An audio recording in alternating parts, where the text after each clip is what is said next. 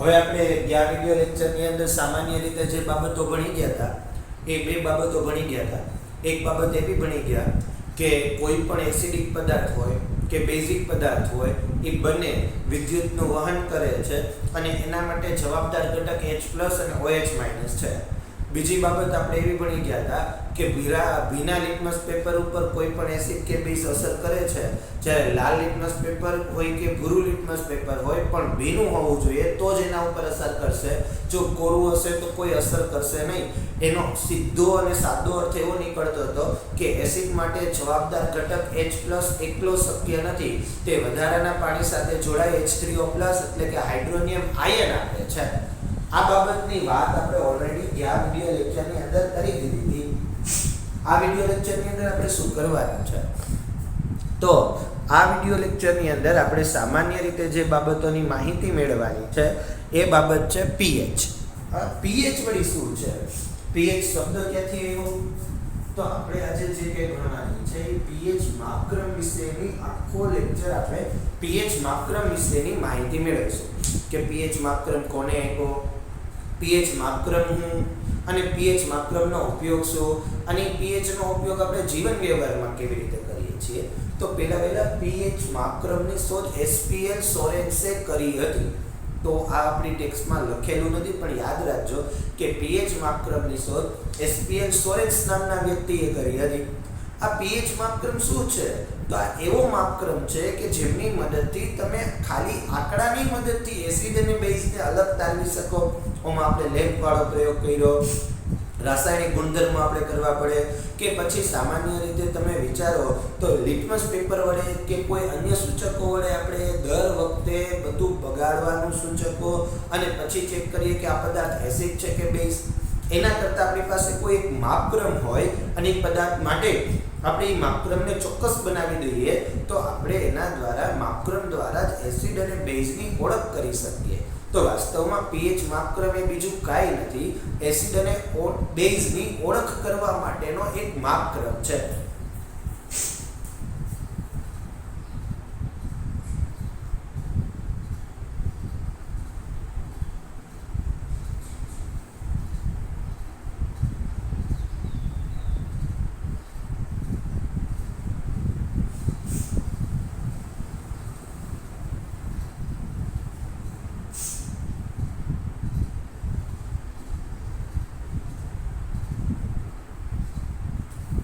તો બોર્ડ ઉપર ત્રણ સૂત્ર મેં તમને લખી દીધા. પહેલું સૂત્ર લખી દીધું મેં તમને, pH -log 10 H3O+, POH OH -log 10 OH-. પછી ત્રીજું સૂત્ર લખી દીધું pH + POH = 14. આ ત્રણેય સૂત્ર આપણી પરીક્ષામાં પૂછાશે એવું આપને લાગતું નથી કારણ કે આપણા કોર્સમાં નથી. આ જૂના કોર્સમાં હતું છતાં બી આને યાદ રાખવાનું. pH નું સૂત્ર -log 10 H3O+, POH નું સૂત્ર -log 10 OH- અને pH + POH = 14. તો કોઈ પણ પદાર્થ એસિડિક પદાર્થ હોય એની pH મળે, કોઈ પણ પદાર્થ બેઝિક હોય એની POH મળે અને આ સૂત્રની અંદર POH ની કિંમત મૂકી દો તો ફરીથી રિટર્ન તમને એની pH મળી જશે. તો આપણે આના વિશે તો બહુ ડિટેલ આપણી પાસે અવેલેબલ નથી 10મા ધોરણમાં, 11 સાયન્સમાં છે. આના બધા દાખલાઓ છે, આની બધી થિયરી સંપૂર્ણ ત્યાં આપેલી છે. આપને તો નોર્મલી બેઝિક માહિતી આપેલી છે. દાખલા તરીકે pH ની વ્યાખ્યા, pH ની વ્યાખ્યા, POH ની વ્યાખ્યા અને pH + POH બરાબર કેટલા? બસ એટલું પૂછાય. pH માપક્રમ એટલે શું? તો કે એક એવો માપક્રમ કે જેની મદદથી એસિડ અને બેઝની ઓળખ કરી શકીએ એવા માપક્રમને pH માપક્રમ તરીકે ઓળખવામાં આવે છે. તો pH માપક્રમની તમારે વ્યાખ્યાઓ ભણવાની થશે કે શું pH માપક્રમની વ્યાખ્યા શું થશે. તો pH માપક્રમની વ્યાખ્યા એકદમ સરળ થશે. ફરીથી બોલું છું, દ્રાવણમાં રહેલા હાઇડ્રોજન આયનની સાંદ્રતા માપવા માટે વિકસાવવામાં આવેલા માપક્રમને pH માપક્રમ કહે છે. કઈ રીતની વાત કરી? દ્રાવણમાં રહેલા કોઈ પણ દ્રાવણ હોય એ દ્રાવણની અંદર રહેલા H3O+ એટલે કે હાઇડ્રોનિયમ આયનની સાંદ્રતા માપવા માટે વિકસાવેલા માપક્રમને pH માપક્રમ કહે છે. દ્રાવણમાં રહેલા H3O+ ની સાંદ્રતા માપવા માટેના એકમને pH માપક્રમ કહે છે. આ pH માપક્રમ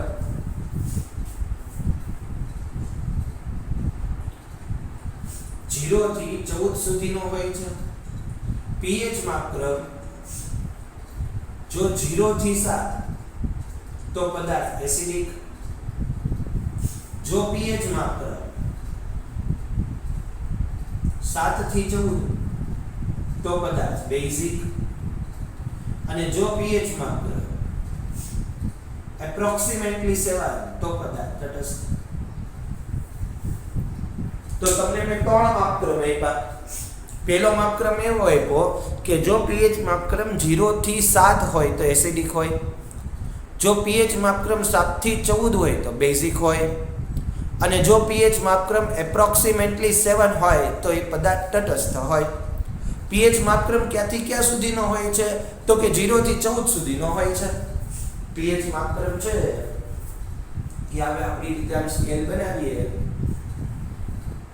તેમાં એક્ઝેક્ટ વચ્ચે 7 હોય, અહીંયા 0 હોય, 1 હોય, 2 હોય, 3, 4, 5, 6, 7, પછી અહીંયા 8, અહીંયા 9, અહીંયા 10, અહીંયા 11, 12, 13 અને લાસ્ટની અંદર 14. જેમ જેમ આમ જાઓ એમ H3O+ ની સાંદ્રતા ઘટે, જેમ જેમ આમ જાઓ એમ pH માપક્રમ વધે. જેવી રીતે તમે આમ જાઓ એમ H3O+ સાંદ્રતા ઘટે, આમ જાઓ pH માપક્રમ વધે, આમ જાઓ તો OH- ની સાંદ્રતા વધે. આ એસિડ માટે છે, આ બેઝિક પદાર્થો માટે છે, જ્યારે આ તટસ્થ પદાર્થ માટે છે. તો તમારી સામે pH માપક્રમ દોરેલો છે. એસિડિક પદાર્થ માટેનો pH માપક્રમ, બેઝિક પદાર્થ માટેનો pH માપક્રમ અને તટસ્થ પદાર્થ માટેનો pH માપક્રમ. તો એક આખી pH મીટર મેં દોરેલું છે. તમારી ટેક્સ્ટબુકમાં પણ pH માપક્રમ દોરેલો છે. 2 માર્કમાં ઘણી વખત pH માપક્રમ દોરો એવું પૂછાય, તો ટેક્સ્ટબુકમાં છે એવી રીતે દોરવો. pH માપક્રમ 0 થી 7 વચ્ચેનો pH માપક્રમ છે એસિડિક છે, 7 થી 14 વચ્ચેનો pH માપક્રમ છે એ બેઝિક છે, તટસ્થ એનો માપક્રમ 7 છે. એરા મારીને લખેલું છે. જેમ જેમ તમે 0 થી આગળ વધતા જશો એમ H3O+ ની સાંદ્રતા ઘટે છે. જેમ જેમ pH માપક્રમ વધશે તેમ તેમ H3O+ ની સાંદ્રતા ઘટશે. જેમ જેમ pH માપક્રમ વધશે એટલે OH- ની સાંદ્રતા વધશે. આનો તાત્પર્ય એવો થાય, એક ઉદાહરણ દ્વારા હું તમને સમજાવું કે મારી પાસે 3 pH છે જુદી જુદી. pH = 1, pH = 2 and pH = 3. તો મારી પાસે 3 pH છે. pH 1 છે, pH 2 છે, pH 3 છે. આ બધી જ 7 કરતા નાની pH છે, એટલે આ ત્રણે 3 પદાર્થ એસિડિક છે. ફરીથી એક વખત કહું કે ત્રણે 3 પદાર્થ એસિડિક છે એનું કારણ એમની pH 1 કરતા નાની છે. જ્યારે કોઈ પદાર્થની pH 1 કરતા નાની હોય ત્યારે તે પદાર્થ એસિડિક હોય. પણ આવો પ્રશ્ન પૂછો કે 3 માંથી વધુ એસિડિક પદાર્થ કયો છે? તો આ 3 પદાર્થમાંથી સૌથી વધુ એસિડિક પદાર્થ pH = 1.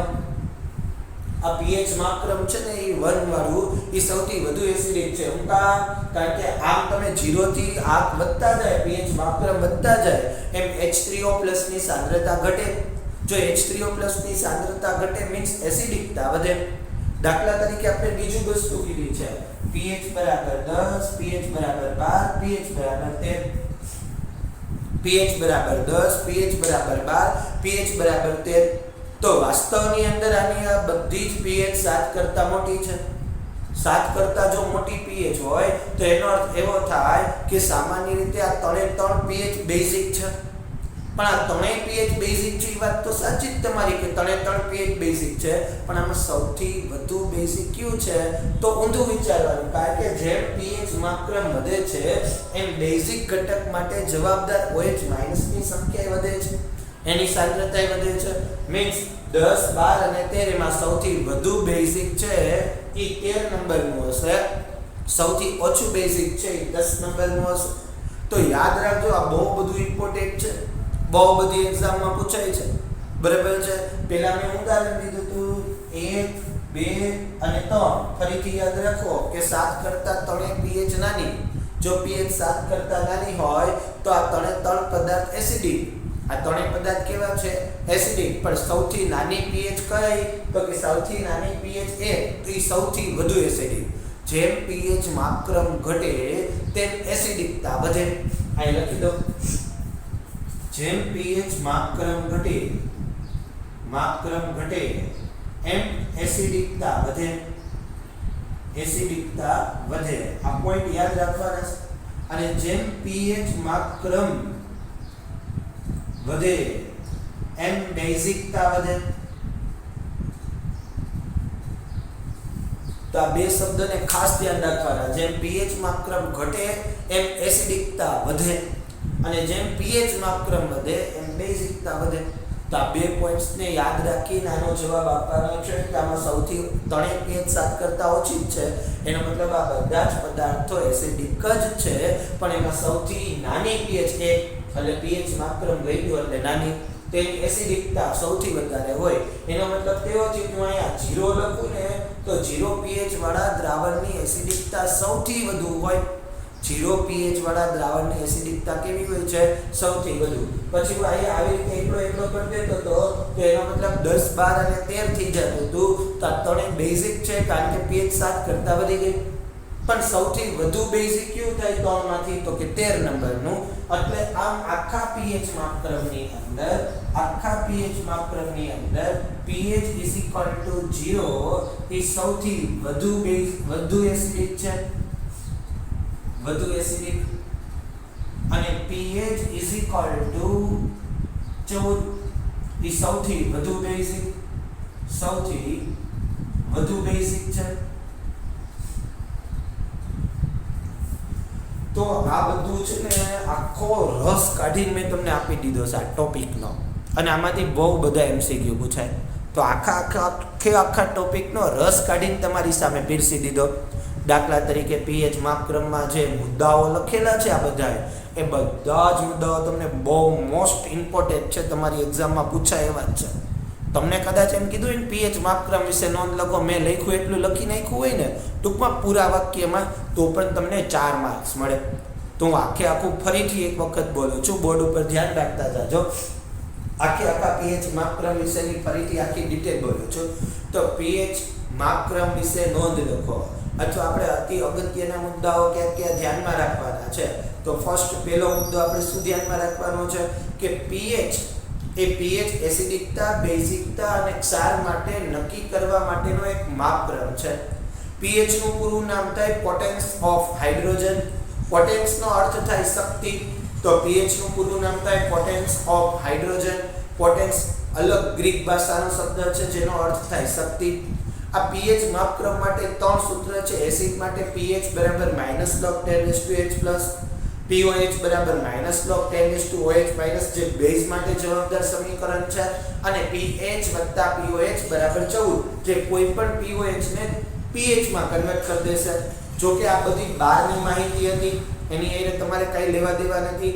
હવે જે હું બોલું છું એમની એને ખાસ લેવા દેવા છે કે pH નું પૂરું નામ પોટેન્સ ઓફ હાઇડ્રોજન થાય, જેનો અર્થ થાય કે દ્રાવણમાં રહેલી H+ ની શક્તિ. આની વ્યાખ્યા લખવી હોય તો કોઈ પણ દ્રાવણમાં રહેલા હાઇડ્રોજન આયનની સાંદ્રતા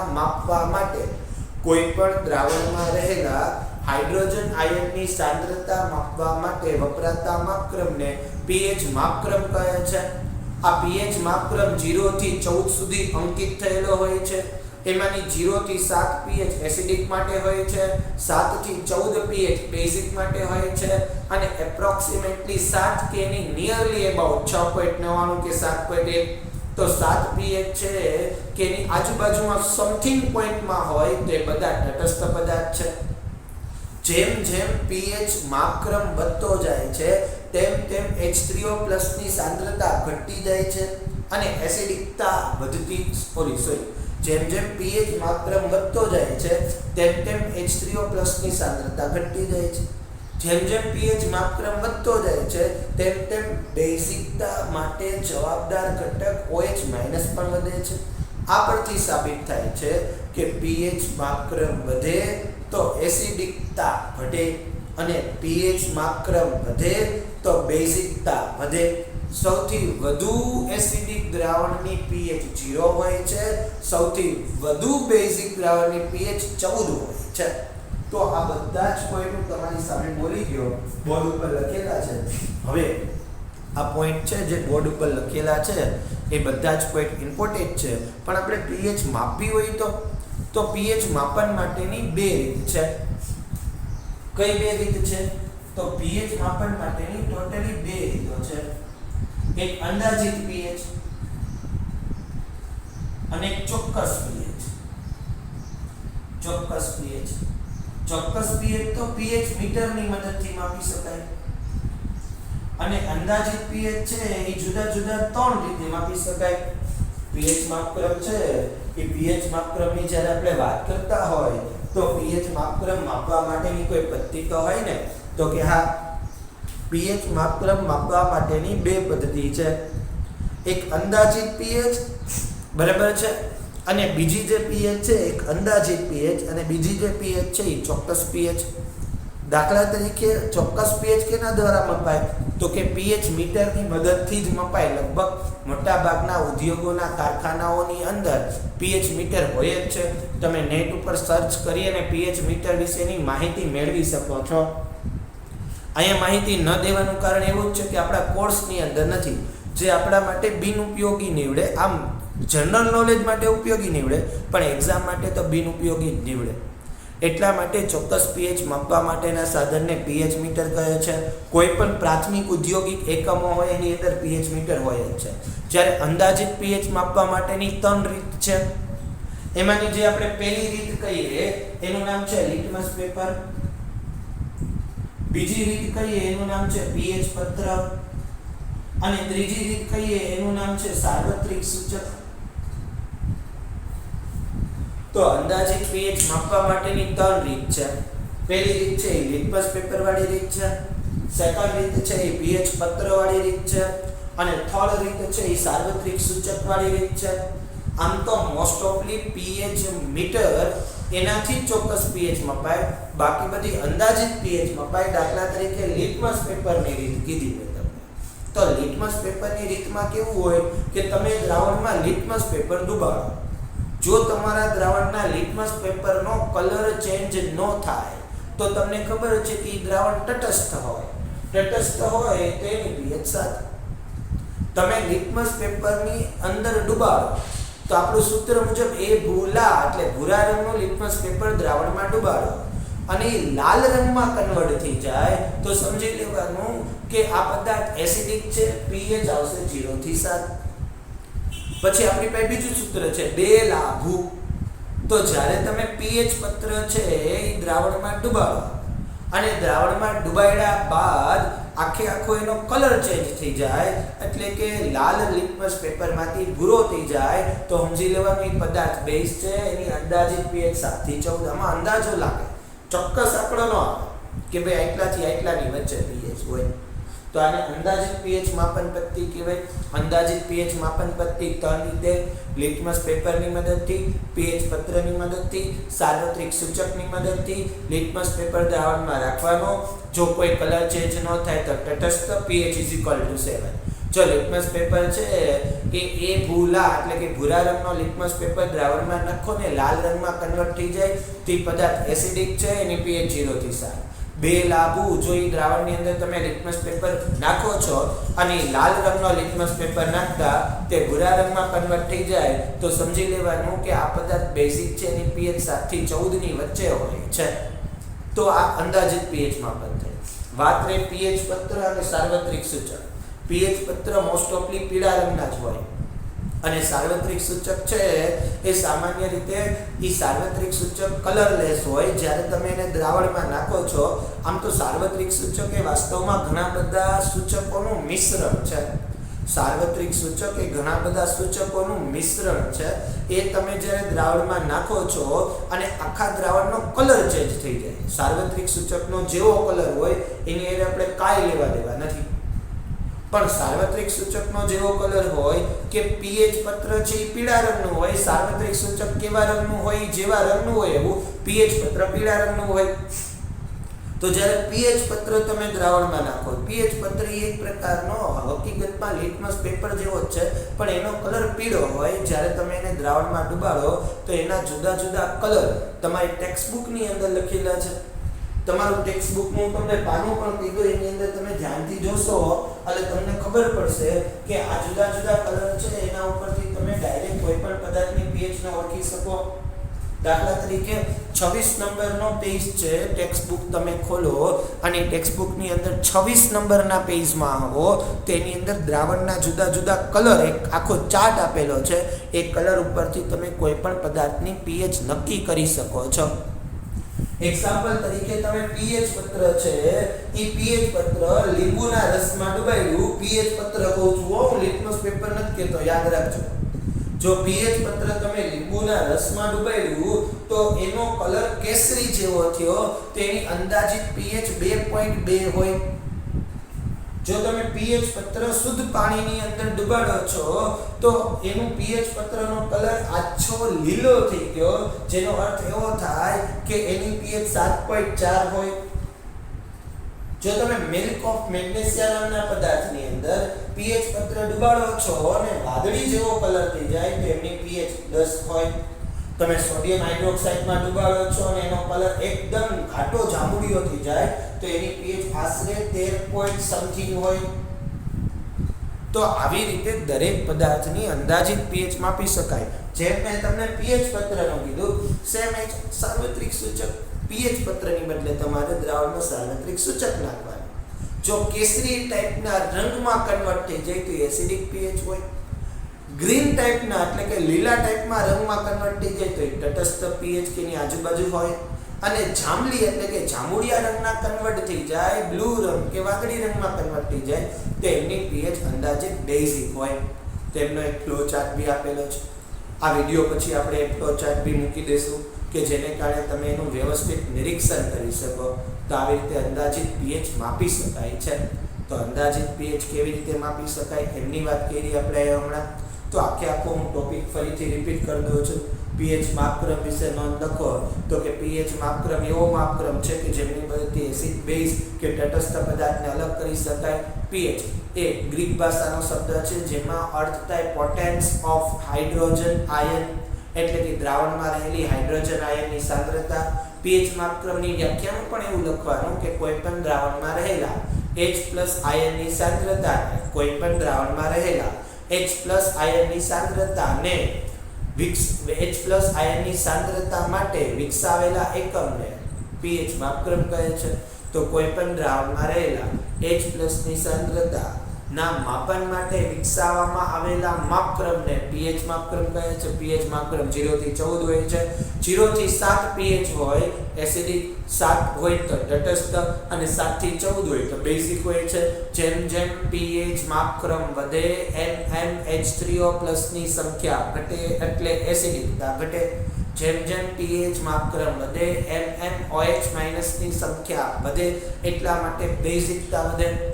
pH માપક્રમમાં સૌથી વધુ એસિડિક પદાર્થની pH 0 અને સૌથી વધુ બેઝિક પદાર્થની pH 14 હોય છે. pH માપક્રમ છે એ pH માપક્રમને pH માપવા માટેની બે રીત છે. એક અંદાજિત pH માપન ને એક ચોક્કસ pH માપન. અંદાજિત pH માપનને pH મીટરની મદદથી માપી શકાય, જેની ટેક્સ્ટમાં કોઈ જાણકારી નથી, પણ અંદાજિત pH માપન માટે ટેક્સ્ટબુકમાં જાણકારી છે. કઈ રીતે અંદાજિત pH માપી શકાય? તો અંદાજિત pH માપવા માટે 3 ફાટા પડે છે. પહેલો અંદાજિત pH માપવા માટેનો જે ફાટો છે એને લિટમસ પેપર દ્વારા, બીજો વિભાગ છે એને pH પત્ર અને ત્રીજો વિભાગ છે એને સાર્વત્રિક સૂચક. લિટમસ પેપરની વાત કરી કે દ્રાવણમાં ડુબાડો, જો આખું દ્રાવણ તટસ્થ હશે તો લિટમસ પેપરમાં કોઈ ફેરફાર નહીં થાય ને pH 7. જો દ્રાવણમાં ડુબાડશો તો એ ભૂલા એટલે ભૂરા લિટમસ પેપરને ડુબાડતા લિટમસ પેપર લાલ રંગમાં પરિણમે તો એ પદાર્થ એસિડિક છે pH 0 થી 7.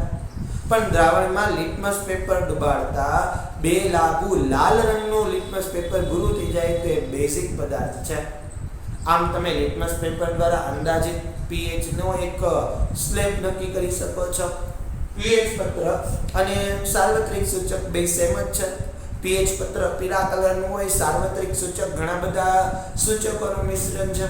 તમે દ્રાવણમાં pH પત્ર નાખો અને કલર ચેન્જ થાય કે સાર્વત્રિક સૂચક નાખો અને જુદા જુદા કલર મળે, જેમ કે લાલ કેસરી ટાઈપનો કલર મળે તો લગભગ એસિડિક પદાર્થ હોય, લીલો અને ઝેરી લીલા જેવો કલર મળે તો તટસ્થ પદાર્થ હોય, જાંબલી અને વાદળી જેવો કલર મળે તો બેઝિક પદાર્થ હોય. આપણે વાતે કરી હતી જઠ્ઠા રસની pH કેટલી હોય, પછી લીંબુના રસની pH કેટલી હોય, પછી સાંદ્ર NaOH ની pH કેટલી હોય.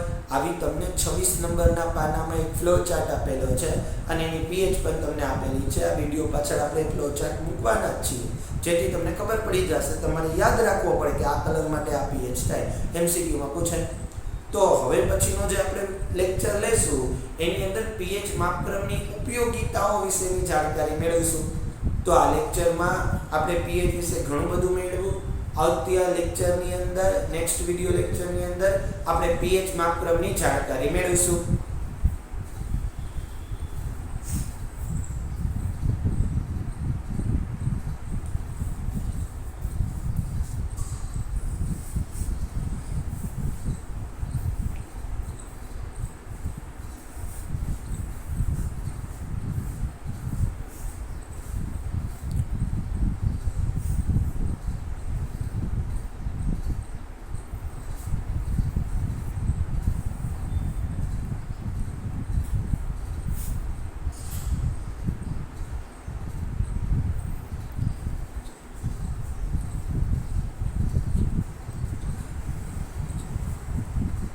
तो क्या हम इन दोनों के बीच में डिफरेंस बता सकते हैं?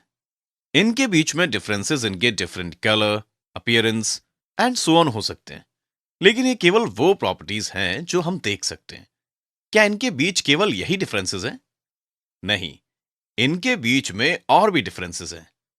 लेमन जूस बहुत खट्टा होता है, साबुन का पानी थोड़ा कड़वा होता है. प्लीज इसे टेस्ट करने की कोशिश मत करना, बस मेरी बात मान लीजिए, ये थोड़ा कड़वा होता है.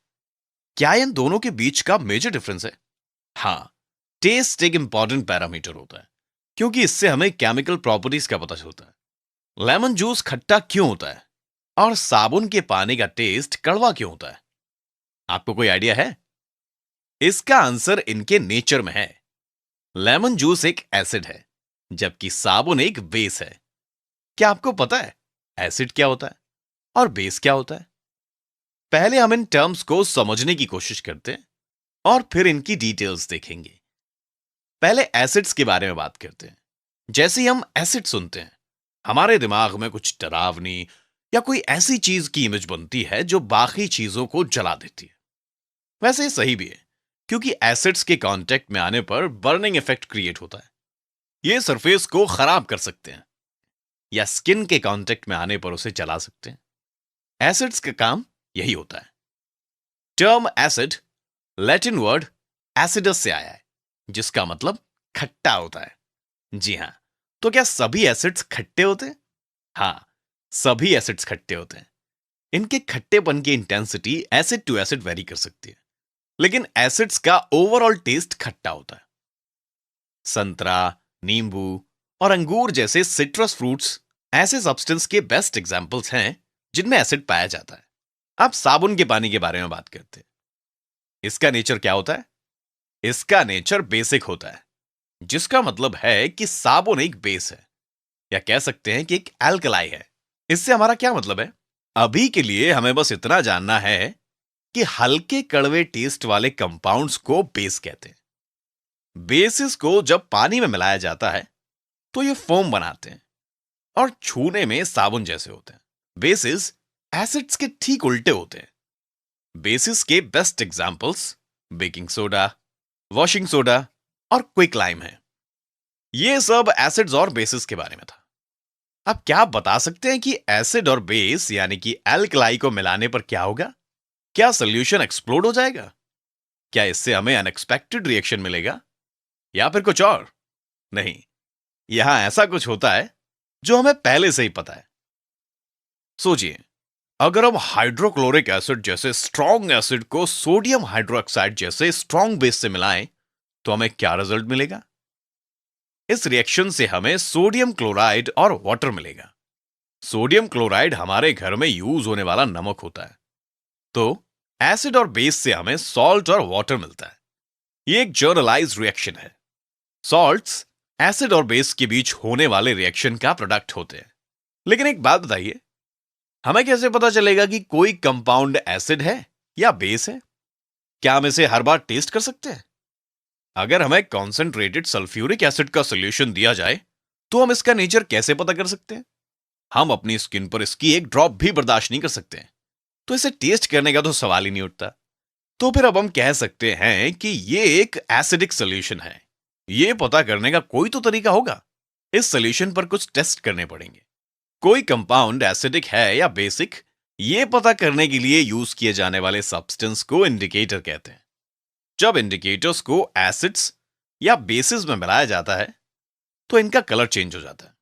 तो इनकी मदद से हमारे लिए ये पता करना आसान हो जाता है कि कोई कंपाउंड एसिडिक है या बेसिक है। Measure the pH of a solution using a device known as a pH meter. There are also ways to determine pH qualitatively. In this lesson, we will learn about indicators, which help us indicate the pH of a solution. An indicator changes color depending on the pH of the solution analyzed. Because of this, they are also known as pH indicators. Universal indicator is very versatile as it can measure pH across the entire scale from 0 to 14. It is not a single indicator, but rather a combination of various indicators. If you look at the color changes of universal indicator according to the pH of a solution, you will find that it resembles a rainbow. If universal indicator solution turns deep red in a solution, it means that the solution is strongly acidic, with a pH of 1 to 2. If the universal indicator solution turns green, it means that the solution is neutral, with a pH of 7. If the universal indicator solution turns dark blue or purple, it means that the solution is strongly alkaline.